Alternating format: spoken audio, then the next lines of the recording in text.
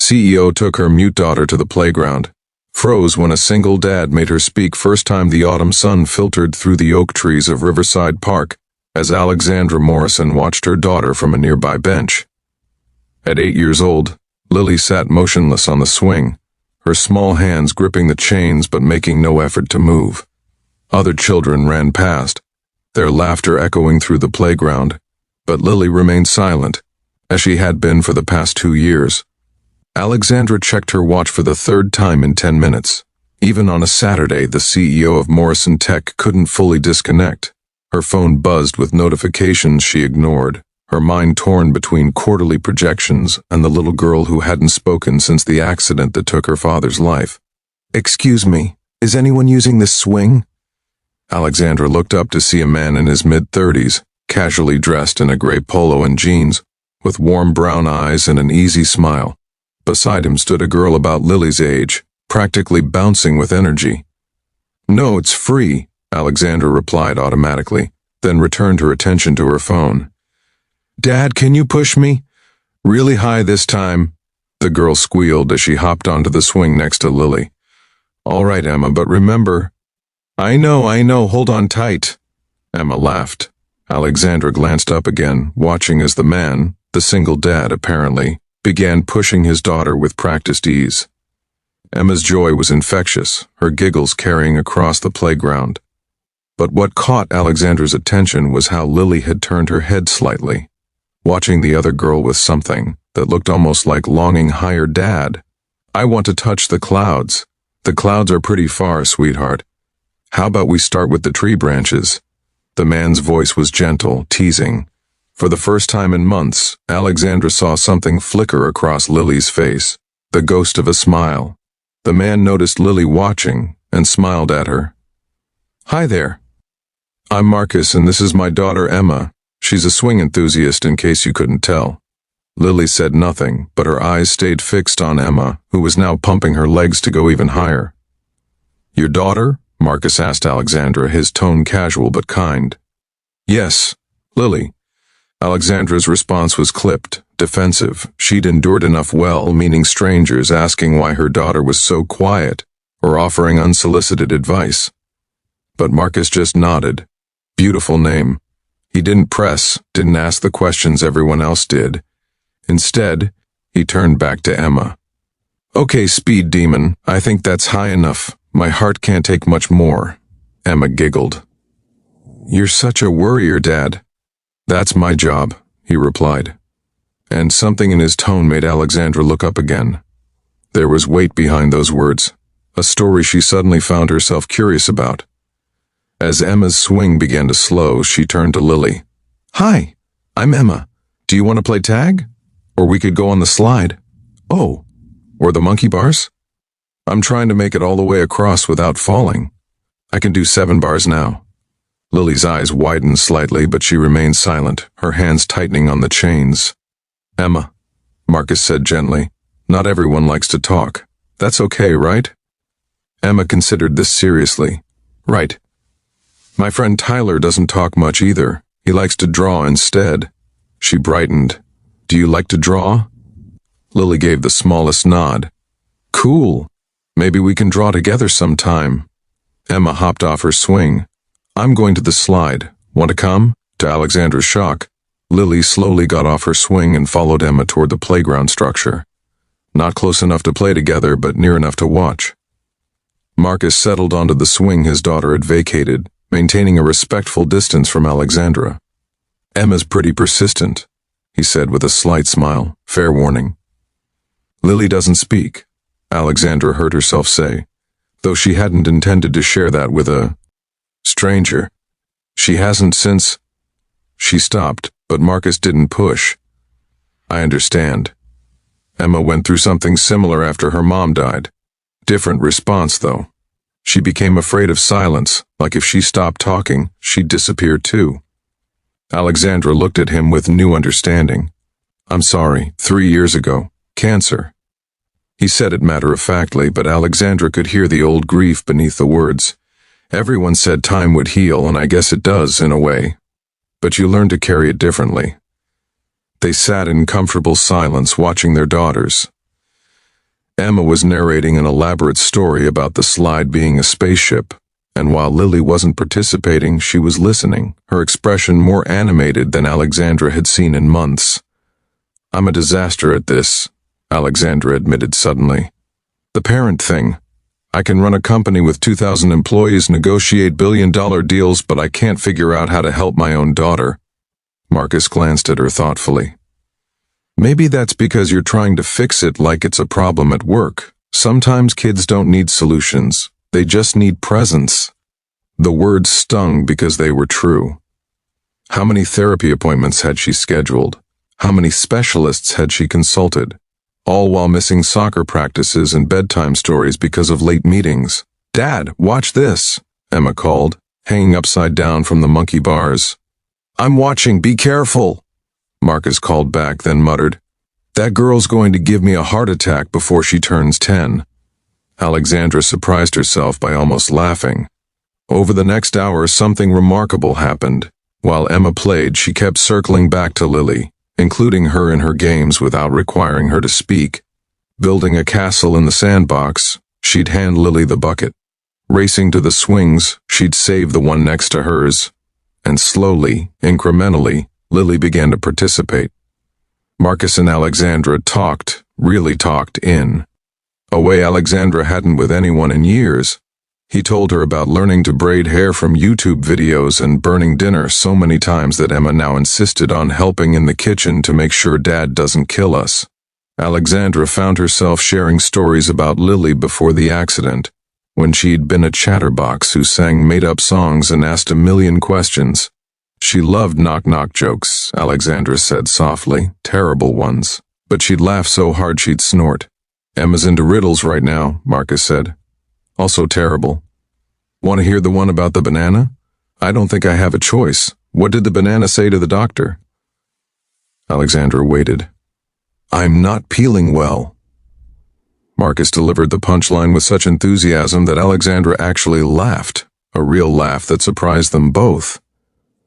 From the playground, Emma's voice rang out, "Lily, catch!"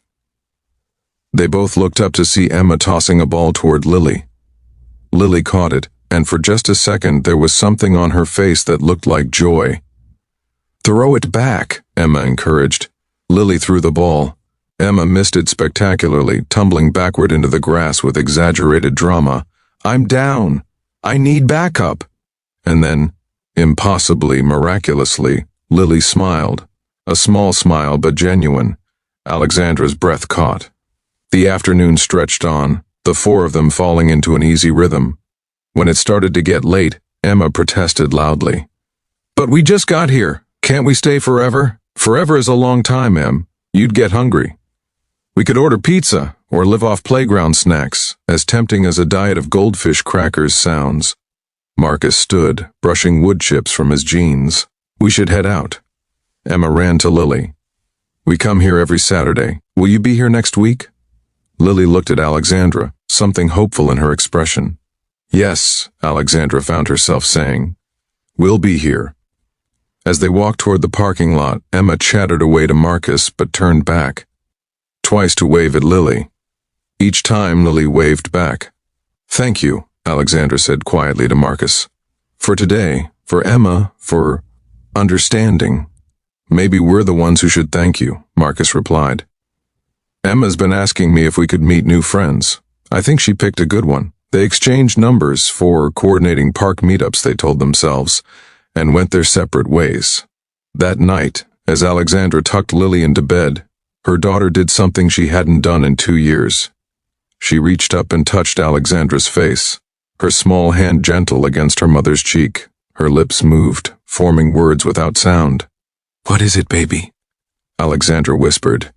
Lily tried again, and this time the faintest whisper emerged. "Emma, nice." 2 words, just 2 words, barely audible, but they were everything.